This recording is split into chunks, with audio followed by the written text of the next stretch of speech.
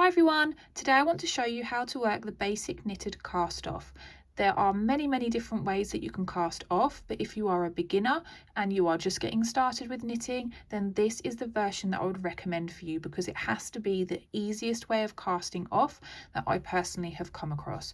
So in this video, I'm going to safely show you how to get all of those stitches off your needles without your work undoing, and I'll also show you how to secure this tail at the end here to make sure that all your hard work casting off isn't undone once you finally take the last stitch off your needles. So without further ado, grab your work and let's get casting off. When you've reached the end of a knitting project, you're going to find yourself with a lovely knitted project with a load of live stitches on your needles, and you can't just whip your needles out and pack it away because you're going to end up losing all your work because the needle is the thing that is keeping your knitting secure. So what we need to do now is we need to cast off, or some of you may know it as bind off, to get our stitches from our needles into a finished piece of knitting that looks something like what I showed you in the intro. The process for doing this in this type of cast off, the basic knitted cast off, is really quite easy. The first two stitches of your row, for your cast off row, you want to knit.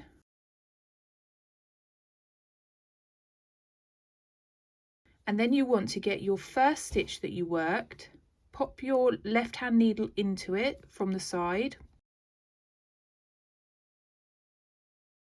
and you want to lift it over the second stitch you worked and off that right hand needle, and then you drop the stitch, and you'll see that you've gone from 2 stitches to 1 stitch.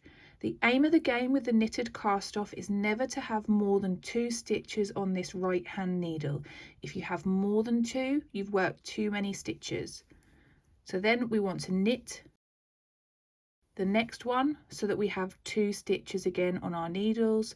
We're going to pop our left hand needle into the first stitch on our right hand needle and lift it over the stitch we've just worked and off the needle. So you're going to knit one and lift one.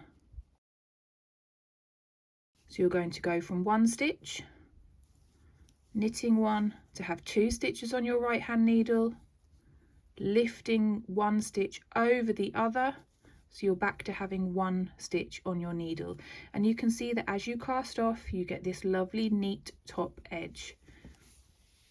Now while you're casting off, you don't want to work your stitches too tightly, because if you do, you're going to have a piece of work that pulls in tight at the top and it's not going to look nice and even all the way across. So you want to keep your stitches quite nice and relaxed as you lift them over and as you knit them, so that you don't end up with a top edge, a bind off edge that is going to be too tight and make your work not square, because it can pull it in if you knit those stitches too tightly.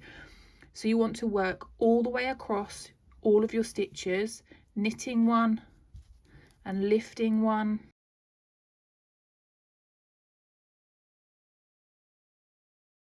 all the way along.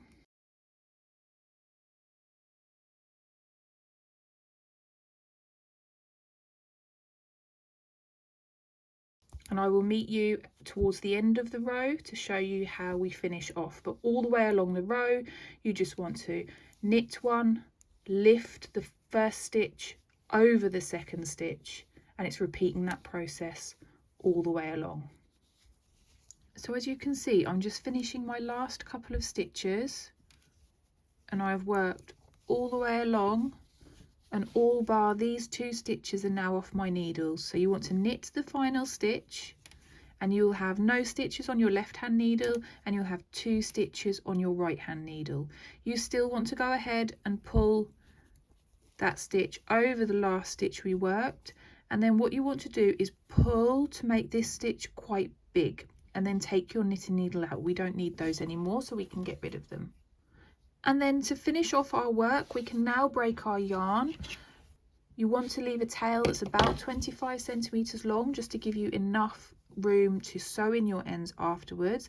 And what you should have now is the big loop that we made plus the tail.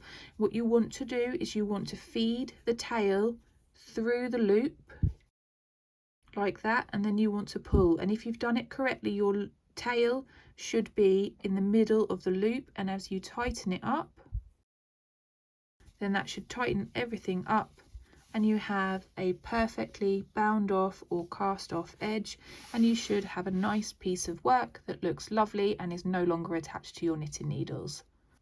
I really hope you've enjoyed this tutorial. If you have found it useful, I would love it if you'd give it a thumbs up, and I'll see you again for another tutorial soon. Bye!